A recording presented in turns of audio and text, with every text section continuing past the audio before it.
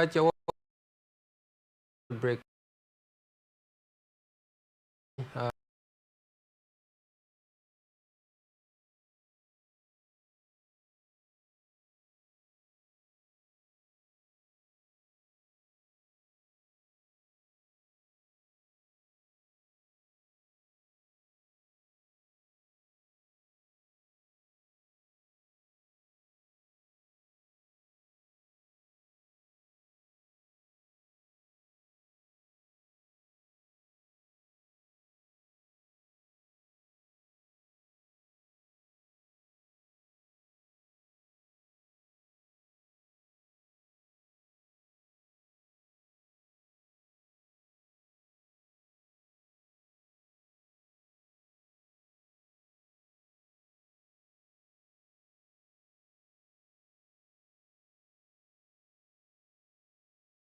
Described the event as a celebration of resilience and unity, drawing participants from across African countries.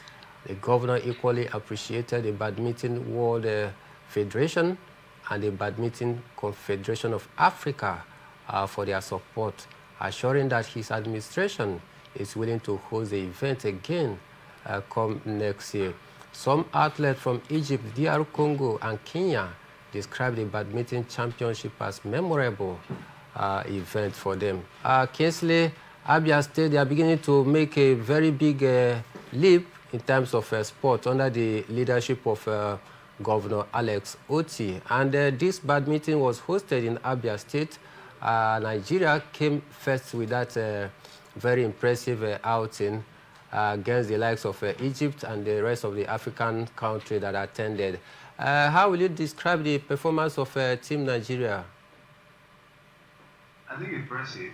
Of course, just like you read that, saw them racking up a lot of medals in gold, silver, and bronze. And of course, when you talk about, para-athletics, if you want to give it to Nigeria, at this point in time, para-athletes, they've always been living up to expectation, both at home and in a global competition. So you always see them giving up, putting their best, and that's why a lot of persons have been clamoring that, the para-athletes should be properly taken care of.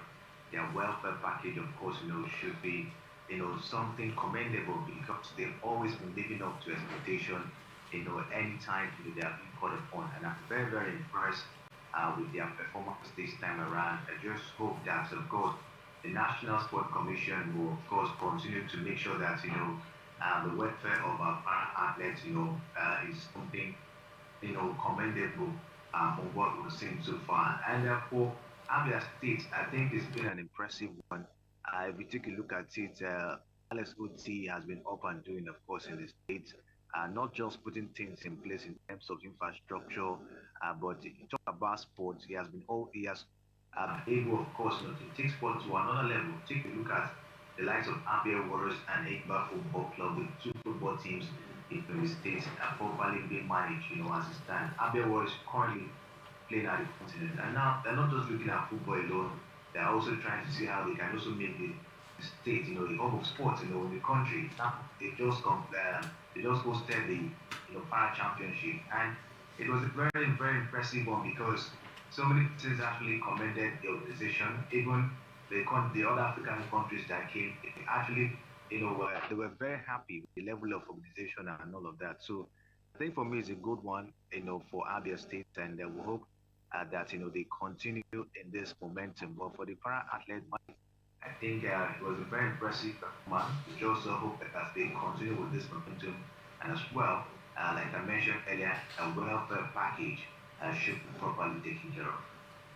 Welfare package is the key for sustainability in terms of racking up medals from our athletes. And of course, the Abia State Governor Alex Oti is one man who, since he came on board, has been doing a lot in order to reposition sports in Abia State. We commend his faith, and we hope that he continues to, toe this line of sport development, because our youth, teaming youth, will be taken off the street, as so many of them that are sport inclined can seize the opportunity and, of course, better their life. Away from that, Nigerian para lifters Rita Ferdinand, Esther Wogu, and Rukayat Opeyemi Ajiboye won gold, silver, and bronze medals, respectively, at the ongoing 11th World Para Powerlifting Championship in Cairo, Egypt.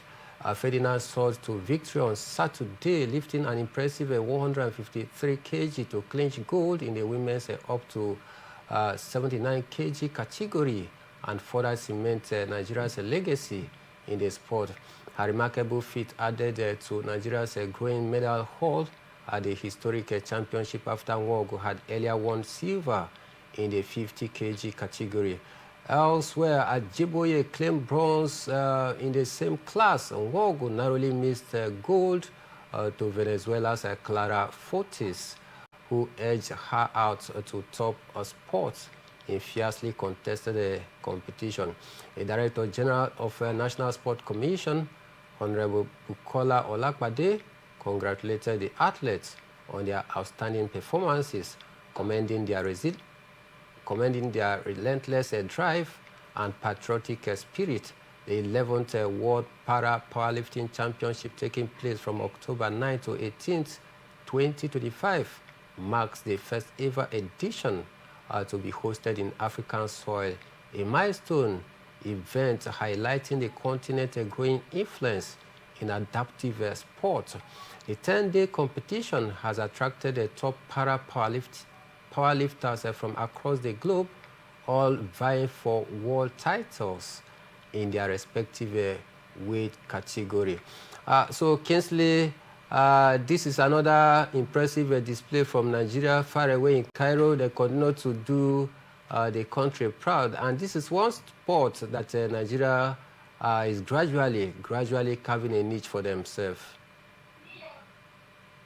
Yes, of course, Mike. This is what we're talking about. Para athletics. We've been there. We've been putting up some high level of performance, and taking a look at what the athletes are doing at this point in time. I'm not surprised because they always live up to expectation. All right, whenever they go out for global championship, you always see them putting up high level of performance. The likes of Mogu, and the rest of them.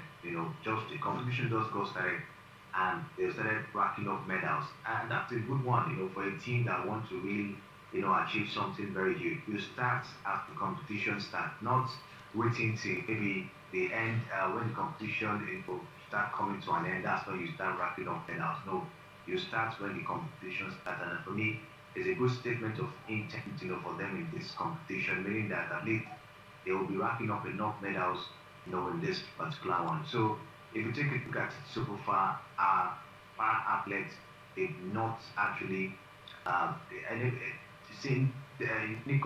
whenever they go out for competitions like this, it's always difficult, for them to disappoint, Nigerians. And for me, like I mentioned, I think at this point in time, from what they've done, they should be properly, taken care of. Their welfare package should be a thing of concern, to the National Sport Commission. When you take a look at the life of these para athletes, of course, life is not really easy with them. If you want to take a look at it, they have a whole lot of things, to take care of, due to the fact that, of course, they are not like the able-bodied athletes, that can walk freely or all of that. They have to cater for themselves. People have to take care of them, and all of that. They have a lot of bills to pay due to their condition. So in all of this, they will still find a way to make sure that they put smiles on the faces of Nigerians. And I think for me with this, we should of course take their welfare as a thing of concern at this point in time. We also hope that with this impressive start, they will of course end well in the competition. All right, so we hope that they are going to end well in this very competition, because they've started on an impressive note. And of course, we hope that the welfare package is something that it's a matter of must be prioritized for our athletes, so that they continue to do us proud. Away from that, Nigeria's shot put champion Chukwuebuka Enekwechi has described his African record breaking through at the 2025 Prefontaine Classic in Eugene as the highlight of his career, calling it a moment that defined his persistence and belief after years of hard work. In an interview with Making of Champions, Enekwechi reflected on his record 22.10-meter throw, which made him the first African ever to break the 22-meter barrier in the men's shot put. The mark achieved at Howard Field in July not only earned him third place in what was dubbed the most competitive one-day meet in history, but also wrote his name deeper into the continent athletic record. The 32-year-old Nigerian shot put achieved a historic milestone as one of the 5 athletes to surpass the 22-meter mark in a single competition, solidifying his status among the world elites and cementing his dominance in Africa with 7 of the top 10 all-time performances. His 2025 season also featured a strong 5th place finish at the World Athletic Championship in Tokyo, marking his 3rd consecutive global final and showcasing his remarkable consistency. Kingsley Chukwuebuka Enekwechi is a Nigerian shot putter that have been able to distinguish himself, not just here in Nigeria, not in Africa, but globally. Wise is also doing something great. But my worry here, Kingsley, is about the fact that it is only this name, Chukwuebuka Enekwechi, that we do here when you talk about shot put through. Does it mean that Nigeria, in the area of shot put, we cannot harness other talent? He's 32 right now. If he resigns, or rather, if he retires, does it mean that Nigeria will no longer field a shot putter in that event? Mike, it's a very big problem. This question you asked is a very big problem, and it's a thing of concern for Nigeria, as it's standing to self. We really have a shot put federation, in the country is really active, because I've not really heard much, about shot federation, of course, in the country, because you need to have a federation that will take that responsibility of growing talent in that particular sport, going out, of course, to fish, to look for talent that will possibly replace, those that are already on board, as a stand. But I've not really heard much when it has to do with the shot put federation, and it's a thing of concern for us. Take a look at it, just like you mentioned, Enekwechi is over 30 at this point in time, and you understand the shot put sport is a sport that demands a lot of energy. And so as you continue to age, there's a tendency that you might not have that level of energy, anymore. And if you take a look at it, it's gradually come to an end, of course, of his career. Maybe we'll just in the next, let's see, the next 4 or 5 years, if we even get to that, assistant. So I think it's a thing of concern for us, all right, that it's only Chukwuebuka Enekwechi that we always hear whenever we talk about shot put, of course, in the country. And the National Sport Commission, I think they should look into that direction. How can we, of course, produce another shot put that can, of course, stand the test of time, just like we're seeing for Chukwuebuka Enekwechi. Talking about the Chukwuebuka Enekwechi, he didn't really have his time here in Nigeria. Even talking about grooming himself, as a shot putter, I think he actually based outside the country, and he was able to get himself training and all of that. So if we take a look at it, we don't really have that foundation for shot puts in the country, and it's really a very, very troubling situation, as a fan. And the National Sport Commission should look into it and see what, of course, they can do to see how they can, of course, maybe put up the very good, the federation being stable, and see how to produce, talent going forward. All right, we'll see how, we can, of course, see how to discover other shot putters and, nurture them, try to see how they can be able to, attain the height or even surpass the heights that have been set by Chukwuebuka Enekwechi, one shot putter for Nigeria that have been very consistent over the course of the years. Kingsley talked about the fact that he didn't really, start, his activity right here in Nigeria. Courtesy of, European exposure, he has been able to train with some of the best hands and of some of the best facilities. And no wonder he has been able to distinguish himself. But then we can still do more if we are deliberate and intentional about discovering new talent. Who says that we cannot do it? But then let's leave that aside for another day and talk tennis on the show this morning because Corey Kokogov became the first player to win her first 9 hard quarterfinals as she beat Jessica Pegula in straight sets to win the Wuhan Open. The 21-year-old world number 3 won 6-4-7-5 against her American compatriot to claim her 11th career singles title in total. At the trophy ceremony, shared her thoughts of playing the final. So Kingsley, for Corey Kokogov, it was another scintillating display from her, defeating her compatriots in straight sets to win the Wuhan Open. What do you make of her performance in that game and how far she has come this year? I think an impressive one for Corey Kokogov. Of course, we talked about that the other day. Yeah. With the fact that she's been finding it difficult, of course, to be consistent. But from what we've seen at this point in time, I think she actually put up a very impressive performance this one. Of course, if you take a look at it right from time, getting to get past Amanda and Simova and heading down, of course, to the final. I think for me, was very impressive performance. She was so determined. You can see that determination in her, to really get far, in this particular one. And that is what we expect, from Kokogov. At some point, in some tournaments, you see how we learn, maybe after getting to a certain stage, with the competition, you just see how we learn. But this time around, she was able to focus, and of course, she actually got what she wanted, at the end of the day. I think for me, that's what Kokogov, need at this point in time. She needs to be consistent. She needs to be focused.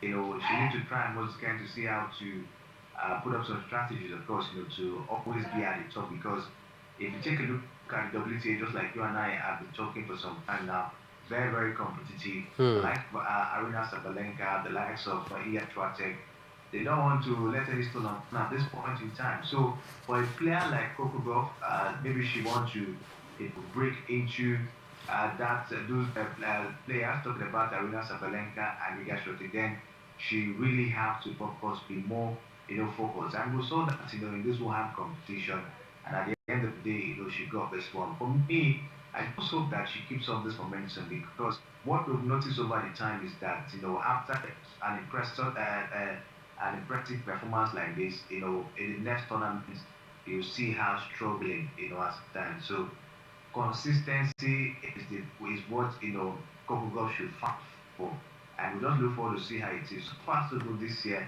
I don't think it's really a bad performance, from her when you take a look at that performance so far this season. In terms that we should really be that fantastic. We just hope that she continue with this momentum and try to keep on improving in that game.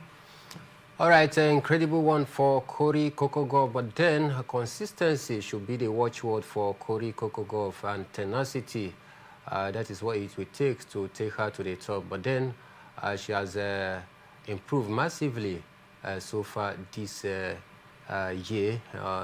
rocking third position in the WTA ranking. And with more consistency, I believe that she can even surpass this achievement. Away from that, but still talking tennis on the show, world number 204, Valentin Vakarot, upset his cousin Otto Rindanek to win his first ATP title at the Shanghai Masters. Monaco's Vakarot fought back from a set down to win 4-6, 6-3, 6-3 against the world number 54 to become the lowest ranked ATP Masters 1000 champion since the series began in 1990. The 26-year-old earns the sum of £824,000, more than double Vakarot's previously career earnings of £380,000. Both players struggled to hold back tears during their post-match speeches on court, from that very display from him rather. Kingsley, will you say that this one is an upset, or you think it's just a players of the same strength, meeting each other? One ranked 200 and one ranked 204, the other ranked 54. Rindanek ranked 54. Is it a surprising one, or you think they were just a perfect match for each other? Well, I think for me, Mike, if you want to look at it, it's somehow upset. Rindanek has been one name, of course, that have been on our lips for at least for a few occasions. Yeah. All right. True. So I expected him, of course, maybe to have stand tall like this, like Charlotte. He's actually ranked, over 200, at this point in time. So for me, somehow I'll see it as an offset. I actually expected Rindanek, maybe to have gotten this particular one, but it's a competition, of course. In tennis, you expect, also that bound to happen, as that. And for me, I will see that an offset because someone who is ranked 200 and something at 54, that's a huge gap. Right? It's really, really a huge gap. So for me, I think it's an offset at this point in time. But it's a good one for both players, at least getting to the finals. Even for Rindanek as well, when was the last time you got to the finals of any competition? You ask yourself. Even the man who won the competition. So it's actually a huge achievement for both of them. Of course, you could see how they were very, very much emotional at the post-match, conference, and all of that. So for me, I think a really good one. But you ask yourself, what next? At this point in time, especially for the match talked about by Jarrett, who actually put up that impressive performance to win this one. What next? Can he build on this performance? For Rindanek, who has at least, of course, been around for some time, trying to put up a very impressive performance for himself. Can he work on himself? At least see how maybe he can get to maybe top 20, and all of that. So that just, the issue at this point in time. Of course, you know how the ATP is now. It's just being Yannick Sinner and Carlos Alcaraz, doing the job at this point in time. We're not at the likes of Djokovic, age not really, of course, on the side. We're not seeing that sparkle anymore at this point in time. It's just there to see if you can get this 23 Grand Slam, maybe call it a wrap, at the end of the day. But from what we're seeing, we just look forward to see if the likes of Bachelor Perez and Rindanek, of course, step up their performance. Was really an impressive one, for both players.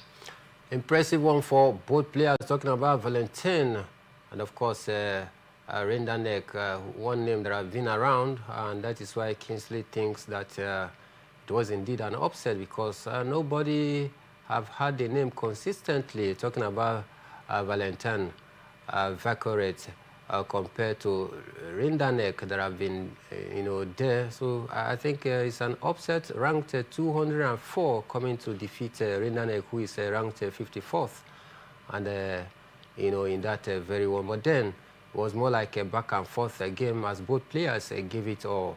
At the end of it all, Valentin came top in that very one. We say very big congratulations to him. But then we'll take a quick break. When we are back, we talk football on the show. As Kano Pillar fans run riots, they went on rampage against match officials and their opponent. And the 2026 World Cup game between the Super Eagles and Benin Republic will come alive tomorrow. And the tension continue to build up as the Super Eagles hope to, of course, get that one, on their bag. But then, what are the permutations? What are the prognosis? Do we still have a chance? We'll get to tell you when we are back from this short break. Wat de Kuip trilt is een understatement. Ik vraag me af of hij al blijft.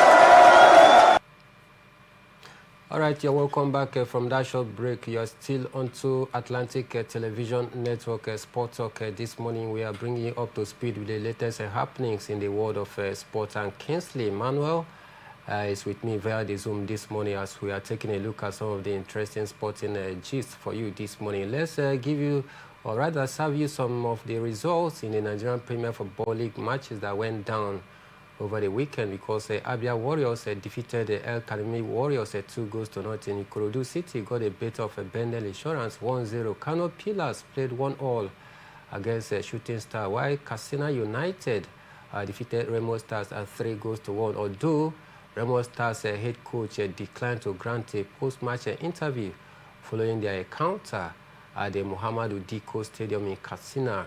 Katsina United technical advisor Aziz Audu Mohammed expressed delight over his team's victory in that very one. Kingsley, Remo Stars, they are not consistent, so far this season. See that they get to win this week, they lose their next game. Do you think that with the way Remo Stars are going, can they defend their title successfully this season? It's becoming difficult for them, especially at the early part of the season. From what we're seeing, looking at the fact that they're trying to put up an impressive performance in the continent this time, it's not been easy for Remo Stars. Don't forget, they've not really been. Yes, we understand they've qualified for the Champions League twice now, but take a look at the fact that they're now trying to see how to balance the continental games as well as the MPFL game at this point in time. Not a good one. And don't forget the in and out of the coach Daniel Gumododi at this point in time. So a lot on Remo Stars at this season. But we're going to take a look at it. And talking about defending the title, I don't think it's going to be that easy, for them, because they've not started very well, this season. If they have started well, maybe somewhere, let's say, second or third or fifth, maybe on the lockdown, that would have been a different ball game. But they started, it's been very, very poor. And I don't really think they can, of course, defend the title this time around, because when you take a look at what is on ground for them, continental engagement, MPFL games, it's really going to be very, very tough, for them. And they really want to make a mark in the continent this time, looking at the fact that the last two outings were very, very poor. They were hosted out in the preliminary stage of the competition. And that's why they want to almost kind of see if they can make a mark, this time in the continent. And it's becoming more difficult. Their next game is going to be against Melody Sundown of South Africa. Will they be able to survive that? So, in thoughts on Remo Stars at this point, I know that they'll be able to bear the weight and see how far, of course, that they can progress this season. All right, Remo Stars, I hope that they can be able to balance their book as a shuttle between the continent and, of course, fighting so hard to defend the title that they won last season successfully. With the absence of the head coach who is on national team duty, it's not been rosy one for Remo Stars, but then we hope that they can find their rhythm and mojo so that they can continue to fire from all cylinders. Some other result that came through as well saw Kun Khalifat FC surprisingly beat Enyimba of Aba 1-0. Nasarawa United, they indeed united in order to disunite Enugu Rangers 2-1. Plateau United also beat Barau FC 2-0. Warri Wolves played 1-1 against Niger Tornadoes. Coach of Niger Tornadoes was excited that his side got a point from that game. Majin, speaking shortly after that game, was so impressed. Meanwhile, Wiki Tories also played 1-1 against Kwara United. Rivers United, their game was postponed yesterday. Of course, I was on my way down to the stadium, Kingsley, yesterday to watch that game before, the media officer had to call me to stay back because of flooding. Now, this is another issue, Kingsley. In a better climb, let's use South Africa for, example, as a case study. Even if it rains, the way they, construct their stadium is in a manner that even if it is raining, you can still have your game there. But just because of the rain yesterday, Adoke Amasimaka Stadium, was impassable as it was flooded yesterday. This again calls to question on how our stadia is, in a state of, bad and poor in terms of the league. Just a drop of rain, a match will be postponed because of a flooding. Do you think that there is something that they need to do something about, or you think that they should just maintain with this standard? They cannot maintain the standard, because if they talk about maintaining the standard, it's it will keep on getting bad from what we're seeing at this point in time, Mike. The issue of the Adoke Amasimaka Stadium is as from what we're seeing at this point in time. Take a look at the fact that a lot of money has been pumped into that stadium, but at the end of the day, that stadium has not given that standard that CAF desire. Don't forget, CAF has not approved Adoke Amasimaka Stadium for continental games, and that's what has been the issue. The former commissioner of sports, Christopher Green, last 2 seasons, he did everything he can to get CAF approval, for that stadium. Yet, CAF, of course, didn't give Rivers United go ahead to execute home games, continental home games, at the Adoke Amasimaka Stadium. So that's what's really happening. Why is it that the stadium looks as if it has been abandoned? I don't know. If you actually go down to that stadium, you take a look at the state of the stadium. It looks like a project that has been abandoned. All right, it's not in a very, very good shape at all. The other time they have to bring in so many facilities just to see how they can get CAF approval. Still yet, CAF has not given go ahead for Rivers United to play the continental home games at Adoke Amasimaka to check that the stadium is not up to standard, as it stands. So for me, it's very bad. That's okay, because of rain fell. That's why Rivers United couldn't play their home game. It's a very, very embarrassing situation. That will tell you that as big as Rivers State is, with the money that is in the state, Rivers State do not have a stadium that can host a football match, come rain, come sun. It is very disappointing. All right, very, very disappointing at this point in time. So I think it's time for, thank God that the issue of politics in the state is gradually coming to normalcy. I hope maybe those that will be at the end of affairs should look towards that direction and see how to put that stadium, of course, in place. Adoke Amasimaka Stadium need to be a very big stadium in the past. Even the Super Eagles of Nigeria has played a game, of course, in that stadium. So he has to sell what has really gone bad. Yes, we'll be talking about administration. Yes, if you take a look at it, administration has also been the reason why that stadium, of course, is in that shape. Because if people that have been at the helm of affairs have properly done their job in making sure that stadium is in good shape, we'll not be talking about Rivers United or their match due to rainfall and all of that. So for me, I think it's time for the Rivers State government should look into that stadium and see what they could do. If the stadium is not maybe good enough, or probably they cannot, because that Adoke Amasimaka Stadium is an uncompleted project. That stadium has not been completed. If you go down there, you see things for yourself. The stadium has not been completed. So if they cannot really complete the project, then they see how they can bring Rivers United down to the main town. I'll see how maybe they could put up something for them, so that maybe we're talking about fans accessibility and all of that. Not be good stadium that will, of course, host the game, come rain, come sun, and fans, of course, getting that accessibility, of course, to go for matches as it stands. So it's really, really an embarrassing situation that a team like Rivers United, based in Rivers State, that has a lot of money, have to postpone a game due to rainfall, and all of that. For me, I think they should have gone past that level taking a look at how far the club have been and the resources that is in the state, at this point. So Mike was not a good one at all, and I just hope that the government will look into it. Not a good one at all. We hope that the government look into it and try to see how to reposition or refurbish that stadium so that come rain comes on, Rivers United can also play their games out there. But that game is currently taking place this morning by 8 p.m.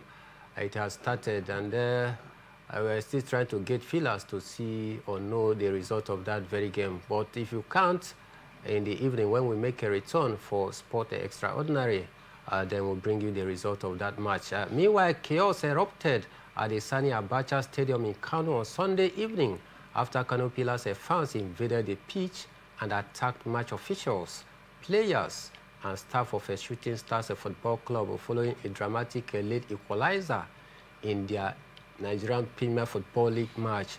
The fixture, which ended 1-1, descended into violent scenes moments after the final whistle. Footage obtained from the live broadcast showed irate fans storming the pitch and confronting the officiating team led by referee Mohammed Tuta with assistant Ben Jaffet, Shehu, Isa, and Alpha Sadiq also targeted. The officials were forced to flee for safety as chaos spread across the pitch. The violence began after Shooting Stars forward Adams Mustafa struck a 94th minute equalizer to cancel out Mustafa Jibrin's earlier opener for the hosts. Enraged by the late goal and referee calls during the game, home supporters breached a security barrier and charged toward the match officials and visiting players. Several Shooting Stars players, including Ismail Ayodele and Adams Agba, were reportedly assaulted in the ensuing milieu. Kingsley, this is another, ugly story about the Nigerian Premier Football League. At a time where we thought maybe some of the, sanction and fine from the league body against some of these clubs has been able to curb this issue of a match violent crowd trouble. Kano Pillar, I mean, it was an eyesore yesterday. Beyond the regular some cash fining some of this home team and all of that, what do you think would be the lasting solution to this fans trouble? Mike, at this point in time, it becomes difficult, to actually determine at this point in time. We've been clamoring about point deduction. Maybe point deduction possibly could tempt the situation, as it's done. Because from what we've seen so far, when things like this happen, the MPFL board will come and say, oh, you're paying 3 million naira for this, you're paying 2 million naira for this. At the end of the day, that does it. We don't get anything again. All right, the team just maybe pay the money and they continue. And there is no appropriate, we don't have appropriate measures, to tackle this situation. And at the end of the day, the fans will still come up with this particular gesture, which is very bad, for the image of the league, as it stands. So, for me, like I've been saying, I think point deduction will go a long way. But the fans, of course, come to the understanding of the fact that, if we actually do something silly in this game, we might be deducted 3 points or thereabouts. All right, it will really, of course, dawn on them to know that, if our team, if 3 points is being deducted from our team, there's a possibility we might not win the league, or there's a possibility we might not finish well on the table, or there's a possibility we might be relegated. At the end of the day, these thoughts, of course, maybe will probably calm them not to do things otherwise. But take a look at that game yesterday. The game was fair, not until the 90 minutes of that particular encounter where Shooting Stars actually equalized and the fans came all out on the players. I saw some pictures and videos yesterday of how some of the Shooting Stars players were beating. That is very bad. And the fact is that this game was actually being streamed. So not only Nigerians are aware of this, the world knows about this. So how will the MPFL go How will the league attract sponsors when things like this happen to disrupt a game? When home team has to win by all means. So it is very pathetic. It's not one very good at all, for the league at this point in time. And as well, apart from point deduction, I don't know. Teams should devise a means of sensitizing their fans, letting them know what is at stake. There should be sensitization. Let the fans know how they are supposed to conduct themselves when they come to watch games, what they are supposed to do and what they're not supposed to do. There's the team, each of the, I think the MPFL team, they have a fan club. And they should be able to gather the fans. They might not gather everybody, but you telling 1, 2, 3, 4 things, at least those ones you told might go all the way in telling them to see. Okay. Not do this, so this is what they've said, what our club have discussed. Okay. So fan sensitization, I think, is key. At this point in time, so to couple of this situation, point deduction, fan sensitization, and then you talk about security. Okay. Where there's security men in that stadium, that's the thing. Because if there was appropriate number of security men, maybe they would have caught that situation, yesterday. Some of those players were heavily beaten, maybe wouldn't have been beaten, and then secure those, injuries we saw yesterday. So, a lot has to be done in order to cope this issue of fans disrupting games in the MPFL.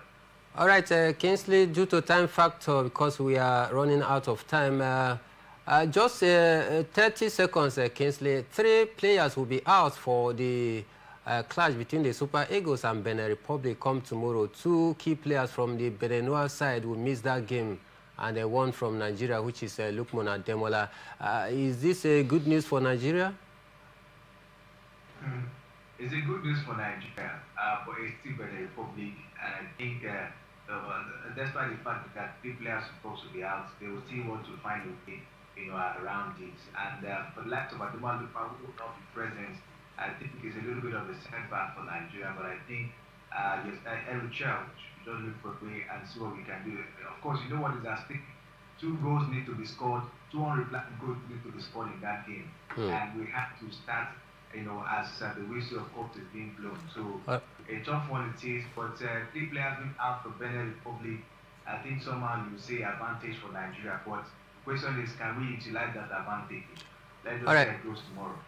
All right, Kingsley, tomorrow we see how it goes, but then Ghana have made it through to the World Cup after Mohamed Kudus has scored to hand them their World Cup qualification. But then in the evening, when we make a return for Sport Extra, we'll take you through the results of the World Cup qualifier, starting from Africa, then we transcend to Europe. But at this point, this is where we drop the anchor for this morning edition of the show. I did the show alongside Kingsley Emmanuel, who joined me via the Zoom. My name is Emmanuel Mike, and we're saying have a very wonderful day ahead.